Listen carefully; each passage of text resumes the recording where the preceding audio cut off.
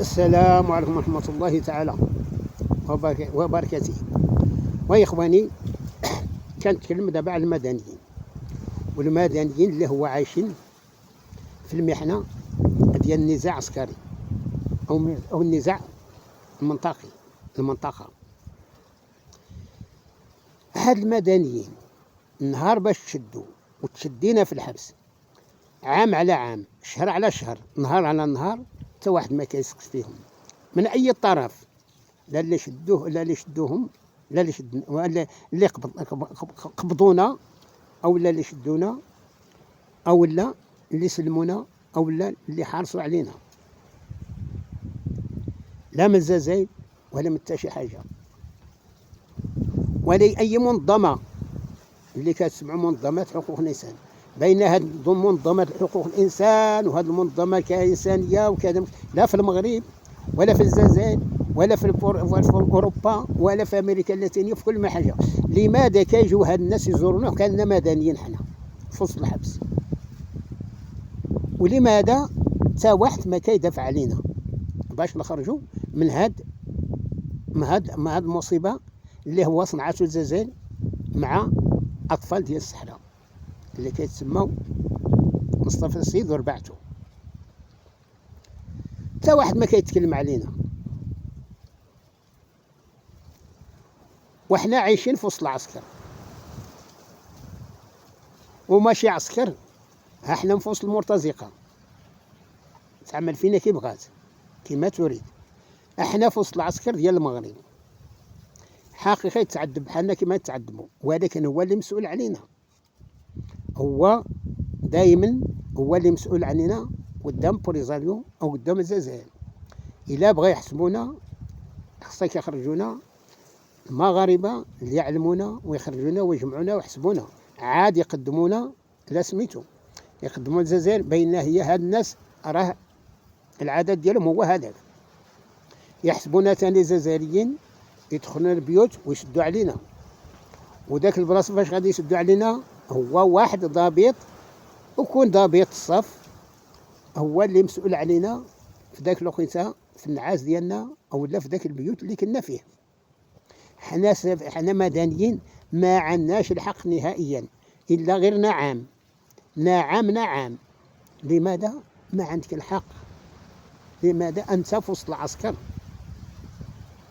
في السجون العسكريه، هي كتسمى مركز عسكري او السجون العسكري.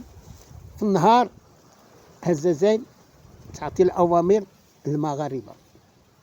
المغاربه ينفذوا الاوامر اللي هو قررت الجزائر عليك. انت مدني ما عندك ما دير، انت تطيع ولا بلا خاطرك، ما طعتي غادي يقدموك الجزائر ما ترحمك ولا غادي يشفع فيك. يقول لك بان هاد الناس هو مسؤول بك، خصك تطيعو. قال لك نعس نعس، قال لك وقف وقف، قال لك قعد. حنا عانينا يا اخواننا، حنا مدنيين عانينا من البوليزاريو، وعانينا من العسكر الجزائري، وعانينا من اي طرف. على حنا عندنا مسؤوليه، كلهم ثلاثه المسؤوليات هو على ظهرنا. المغرب يسيرنا داخل المكان فاش كنعيشوا، فاش كان المقام ديالنا اللي كنعيشوا الداخل، هو كيسيرنا الجيش المغربي، الضباط المغربي، وبرا كيسيروا البوليزاريو، وفاسميتو في الجزائر كيسيرونا المغاربه في وسط المركز اللي كنا فيه، والجزائر فوق منا تعطي الاوامر ينفذوه، وحنا بلا خاطرنا نقبلوه. اكثريه الناس فين اما هما عسكر بيناتهم، راه من حقه كان عسكري بينه عندهم طاعه. حنا مدنيين خلقنا ربي حر، ولكن دانا ربي في وسط العسكريه، حتى عرفنا العسكري مسكين هو انسان مسكين ما عنده لا حيله ولا قوه، هو تحت الاوامر. دائما يقول لك الطاعة ما طاع، هو كيقول لك بأن هذا بنادم خرج من تحت الطاعة العسكرية.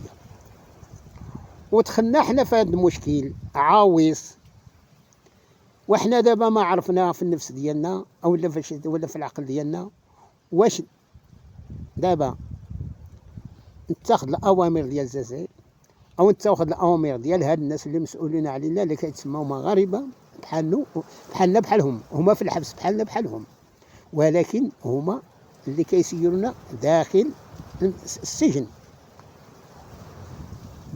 وبرات السجن كيسيرونا بوليزاريو ثاني. منين كيعطوك شي واحد ديال البوليزاريو هو اللي كيتكلف بك، هو اللي كيديك يسير كيبغى، حتى يرجعك للمركز يسلمك ثاني لهاد الناس المغاربه بلا حساب باش خرجوك زعما ب 400 واحد ب 60 واحد. داك الوقت باش يدهم البوليزاريو يخدم بهم، يعمل فيهم، يدير في اللي بغا، ويجيبهم للمركز يعطيهم ثاني بلا حساب لهذاك الناس اللي عايشين على داك البوليزاريو.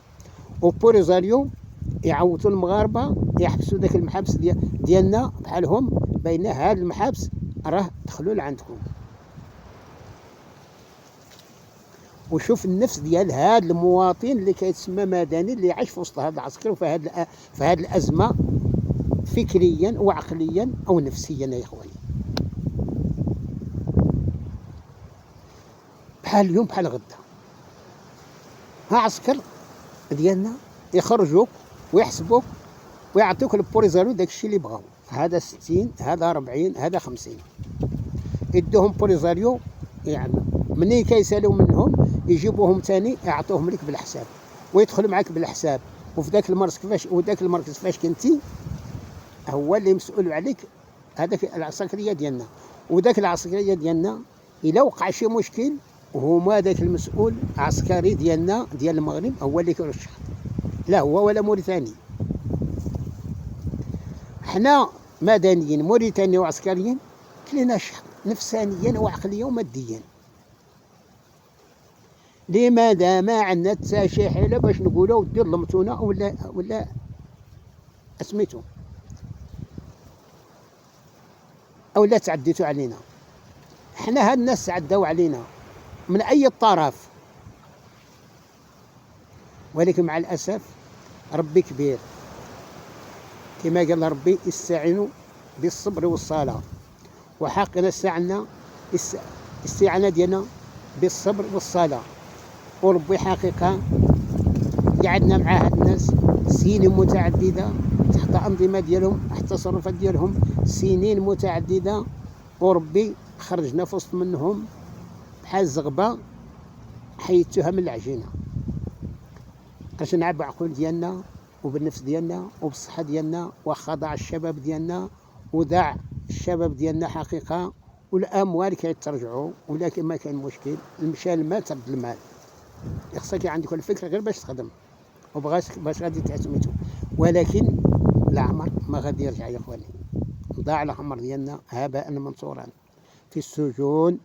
النزاع الذي صنعته النظام الجزائري، ما غادي نقولوا الشعب الجزائري، النظام الجزائري اللي صنع النزاع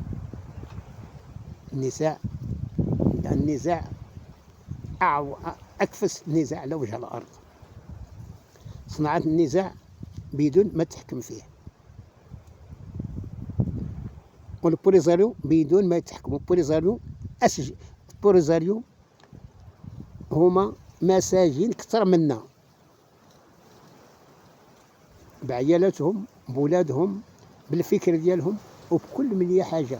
ما عنده الحق يتكلم في الارض زي كيبغى او يتنقل في الارض زي كيبغى، كلشي بالاوامر ديال العملاء ديالو ديال البوليزاريو والعملاء ديال الجزائر في الطريقه اللي بغات الجزائر. ما البوليزاريو ما عندوش حق، هو مسجون بحالنا بحالهم.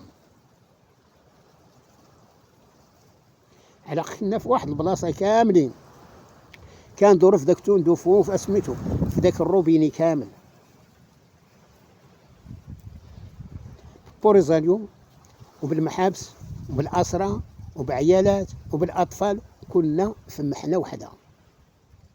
حلاق صناعة الزجاج واحد المشكل نفسها وما قدت عليه. والسلام عليكم ورحمة الله تعالى وبركاته.